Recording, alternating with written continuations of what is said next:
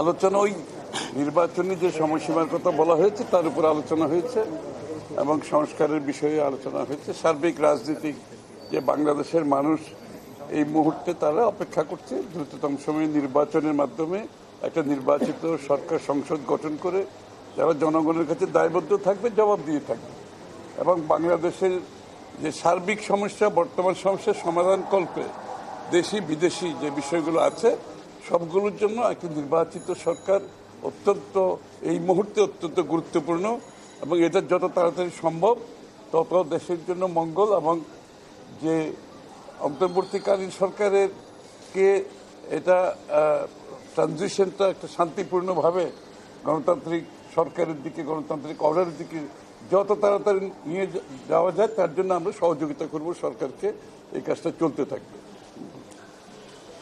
ধন্যবাদ। আমাদের আজকের যে বিএনপি লিয়াজো কমিটির সাথে মিটিং, এখানে আমাদের গণ অধিকার পরিষদের সম্মানিত আহ্বায়ক অবসরপ্রাপ্ত কর্নেল মিয়া মশিউজ্জামানের নেতৃত্বে আমরা 10 সদস্যের একটি প্রতিনিধি দল মিটিংয়ে উপস্থিত ছিলাম।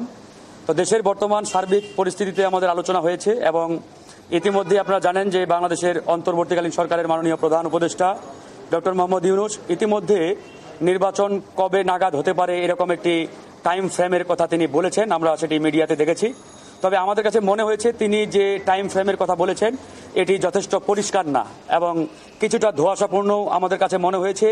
দেশের জনগণের কাছেও এরকম মনে হয়েছে যে আসলে এটি পরিষ্কার কোনো রোডম্যাপ না। আমরা অ্যাকচুয়ালি উনার কাছে একটা পরিষ্কার রোডম্যাপ চেয়েছিলাম যে উনারা আসলে কি কি সংস্কার করতে চান, কত সময়ের মধ্যে করতে চান এবং সেই সংস্কার করে নির্বাচনের দিকে যাবে এবং একটি রাজনৈতিক সরকারের কাছে তারা ক্ষমতা শান্তিপূর্ণভাবে হস্তান্তর করবে।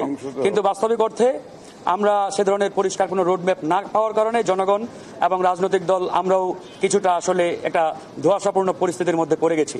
আমরাও চাই, জনগণও চাই যে অতি দ্রুত যাতে একটি সুন্দর জনগণের কাছে গ্রহণযোগ্য নির্বাচনের মাধ্যমে আমরা একটি নির্বাচিত সরকারের কাছে আমরা ক্ষমতা হস্তান্তর করতে পারি এবং নির্বাচিত সরকার আগামীর বাংলাদেশে যে জনগণের প্রত্যাশিত সংস্কার, সেই সংস্কারগুলো তারা ইনশাআল্লাহ সেই পার্লামেন্টের মাধ্যমেই করবে।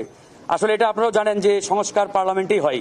পার্লামেন্ট হচ্ছে জনগণের নির্বাচিত প্রতিনিধিদের সংসদ বা সংস্থা, সেখান থেকেই সকল সংস্কার বলেন বা সার্বিক কার্যক্রম বলেন সেখান থেকেই পরিচালিত হওয়া দরকার বা হতে হবে, এটাই গণতান্ত্রিক সিস্টেম।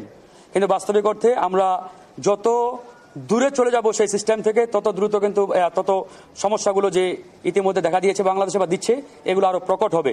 তো আমরা চাই এই সমস্যাগুলো যাতে সামনে প্রকট না হয়, এই সমস্যাগুলো যাতে সামনে আরো লেনদেন না হয়, না বাড়ে, এই জন্য অতি দ্রুত একটি সুন্দর শান্তিপূর্ণ জনগণের নির্বাচন যাতে এই অন্তর্বর্তীকালীন সরকার আমাদের উপহার দেয় সে বিষয়ে বিএনপির সাথে আমাদের আলোচনা হয়েছে এবং সার্বিক যে বর্তমান পরিস্থিতি দেশের এগুলো নিয়েও আমরা আলোচনা করেছি এবং আমরা এটাও বলেছি এই অন্তর্বর্তীকালীন সরকারকে প্রয়োজনীয় দ্রুত সংস্কার শেষ করে তারা যাতে একটি সুন্দর নির্বাচন আমাদের উপহার দিতে পারে। এই জন্য আমরা রাজনৈতিক দল যারা আছি আমরা এই সরকারকে সর্বাত্মক সহযোগিতা করব।